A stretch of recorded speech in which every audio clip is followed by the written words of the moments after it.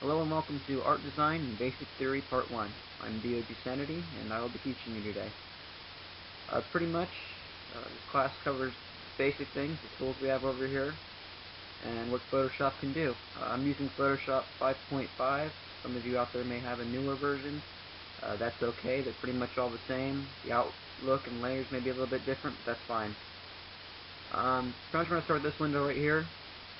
This is the basic window. It has your rectangle marquee, your move tool, your polygonal lasso tool, your magic wand, airbrush, paintbrush, your rubber stamp tool, your history brush tool, eraser tool, pencil tool, blur tool, dodge tool, pen tool, pipe tool, the measure tool, gradient tool, paint bucket, eyedropper tool, hand tool, and zoom tool. These over here allow you to pick colors. If you click on them, it'll allow you to pick the color you'd like. And for quick switching, you can also click right here and it'll swap the white for the pink. Down here is layer options, which we will go over later. Also in this toolbar, if you see this little square right here, I'm going to click on this and hold it down. That'll bring up a new window for you to pick some different options to go to. As in here, you can see a circle, or you can have rectangles, long and skinny ones. Polygonal, you can either go snap to, or you can go freehand. And a couple that have them as well.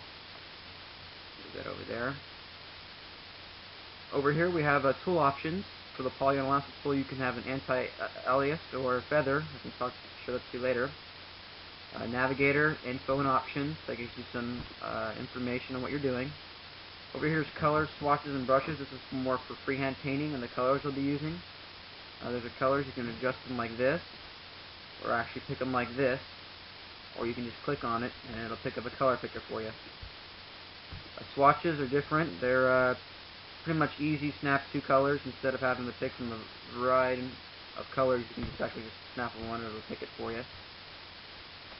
Brushes, if you're using a pen tool or a pencil tool, you can switch the size brush you have and different style effects, like over here.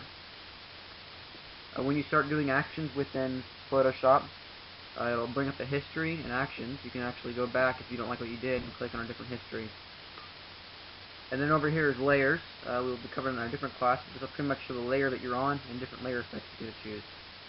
So right now we're going to go ahead and open a new file. You can go File, New. This is your sizes. You can go from pixels, inches, centimeters, points, picas, or columns. Most normally we'll either use inches or pixels. Today we're going to use pixels. And we're just going to go ahead and go 300 by 379 for what we're doing today. Click OK, and it'll bring up this window.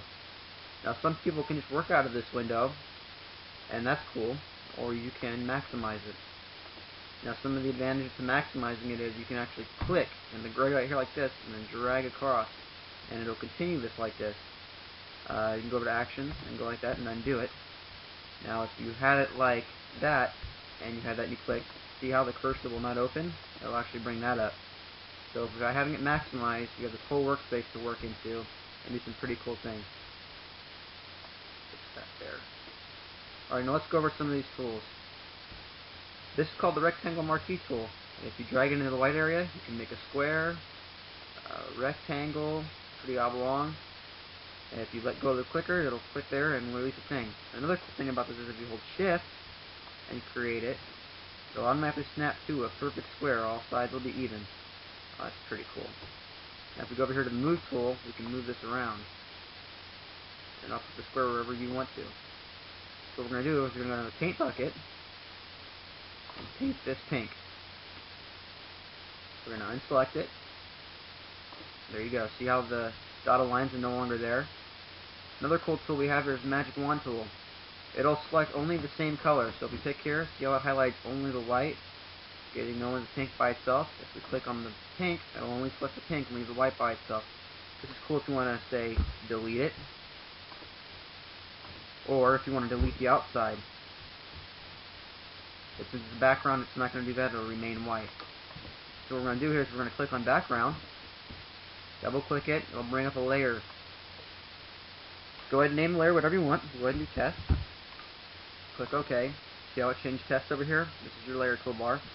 We're going to go ahead and use that magic tool one more time, click on the white, and delete it. You see how it brought up this checkered background?